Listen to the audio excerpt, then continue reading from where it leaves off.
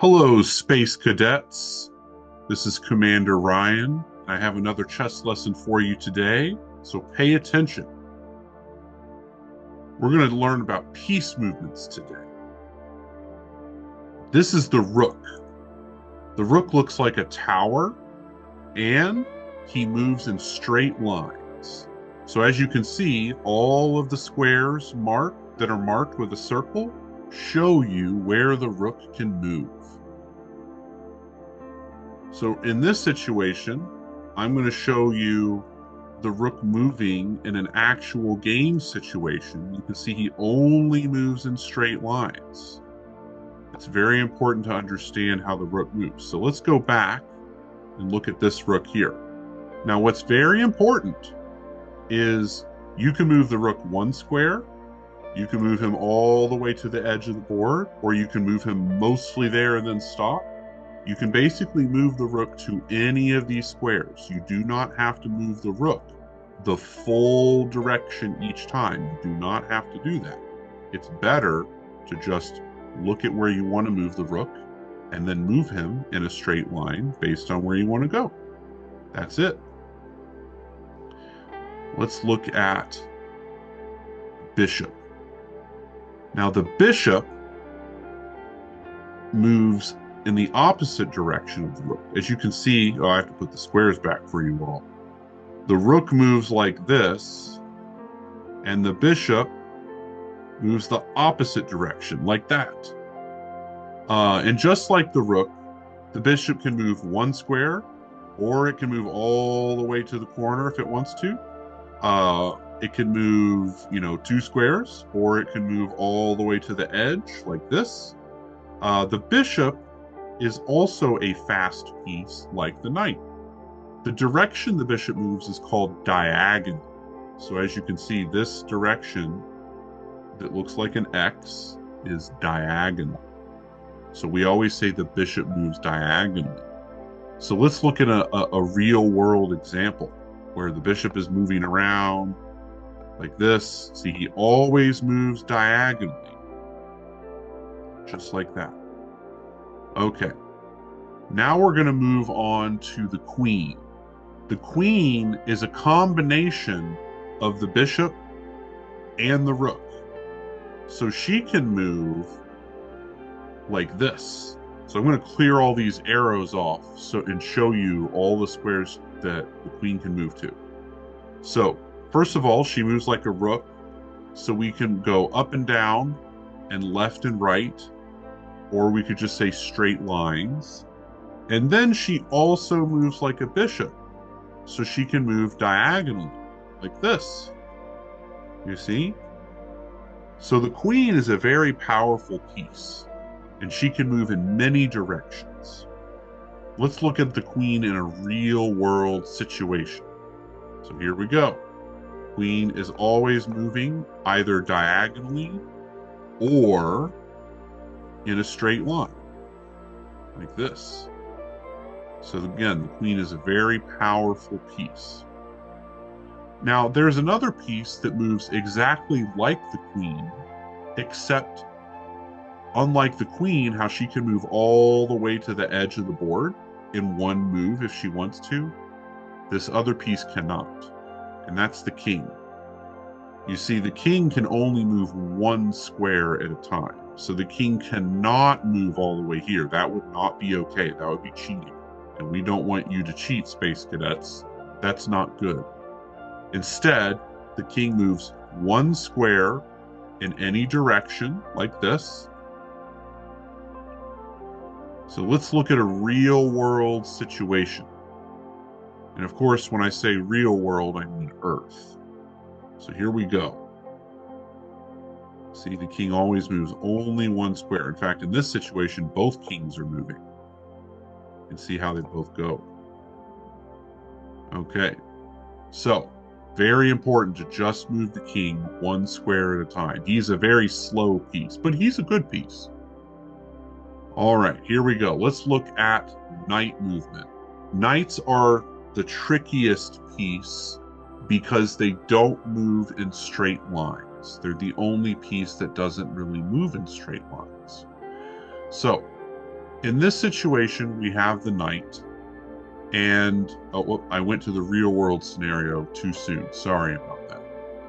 So here's where the knight can move. Basically, we have this L shape. You can see, like, if we draw arrows, that looks like the letter L. We could also just draw the knight moving like this. But basically, the way to think of it is the knight moves down 2 and over 1, like that. Another way to think of it is, if you look at these 6 squares, the knight always moves to the opposite corner of that little box. We can do the 6 squares again, and look, he moves to the opposite corner. Or we can do the 6 squares this way, and he moves to the opposite corner. It doesn't matter which 6 squares you pick as long as it looks like this. But the simplest way that most people learn is the knight just moves in an L shape like this. So if we put a circle on every single square that the knight can move, then the knight can move to 8 squares at most. The knight also looks like this when he is moving around the board in a real world scenario. So here we go. You can see the knight moving. I'm going to do a lot more knight moves than normal so that you can really take in how the knight is moving. So as you can see, he's always moving to the opposite corner of those 6 squares. So again, if he were to move again, if he were to move like this, it would go like that. Let's say the knight tried to move to here. Look, it won't let me. And if I try to move here, it won't let me. None of these circles really work, except for the one that is in the opposite corner. Okay, so there's one more very important thing about the knight. The knight can jump. Just like when I'm doing a moonwalk and I'm up on the moon, I can jump around really high because of the lack of gravity, or because there's less gravity. In this situation, knights can't do that, but they can jump over pieces. So this is where the knights start, at the start of a chess game. And you can see that the knight arrows, or the arrows show where the knights can move. They can jump over the pawns. So watch this. See, the knight jumps straight over. And if we go back, it'll include the arrows. We do our 6 squares. The knight moves to the opposite corner. So here we go. Boom. So now we're going to move our knight on c6. And look, the knight is going to move to the opposite corner. Here we go. Boom. Now we're going to move the knight on c3. And look, opposite corner. Boom. And then finally, we're going to move the knight on g8. Boom. See? The knight jumps around. It's perfect for jumping. It's the only piece that can jump. So if you ever need a piece that can jump over a wall of pawns, the knight is the piece to use. No other piece can do that. The final chess piece that we have to learn how to move is the pawn. The pawn is neat because it has several different rules for how it moves, but mostly the pawn just moves forward. Another important part about the pawn is that it cannot move backwards or sideways. It's the only piece that when you make a move, you can't take it back. So, pawn cannot move backwards and it cannot move sideways. It can only move forward 1 or 2 squares, and it can capture 1 square diagonal. After its first move, it can only move 1 square at a time. That's the gist of it. But let me show you very specifically. So this white pawn right here on the h4 square, it has moved 2 squares. Every single pawn on its first time moving can move 1 or 2 squares. So you'll notice the black pawn over here chose to move 1 square. All right, let's look at this situation here. So we're going to move this pawn forward 1 square. It can move 1 or 2, but we're going to move it 1 square just because we can. So here we go. See, we move it 1 square. And now we're going to move this pawn, the d7 pawn, 2 squares. The d7 pawn can move 1 or 2 squares, but we're choosing to move it 2 squares because we want to. So here we go. I'll put a line there. And it moves 2 squares. Now, if I wanted to move this h-pawn 2 squares, I can't because it has already made a move. So watch this. If I try to move it 2, it won't let me. But I can move it 1 square. The same thing is true for this pawn over here. If it wanted to move 2, it cannot. It's already moved from its first square. So if I try to move 2, it won't let me.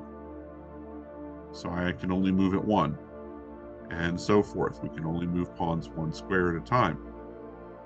Now, we're going to look at promoting the pawn. That is when your pawn gets to the back row. So, for example, you'll see I get an option when I move that pawn to the back row of getting a queen, a knight, a rook, or a bishop. I can get any one of these pieces back. So let's get my queen. Aha! So that was a very good move. All right, let's look at another example. So right here, let's go 2 squares. So we're going to move 2 squares with that instead of 1. And look, it's very similar to what we just did, but this time white will get a queen instead.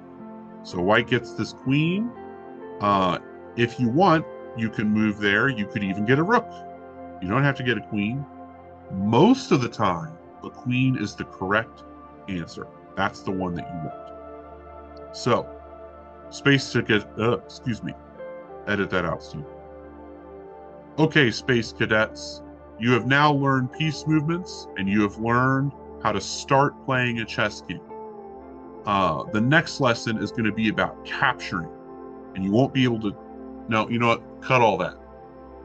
Let's start that over.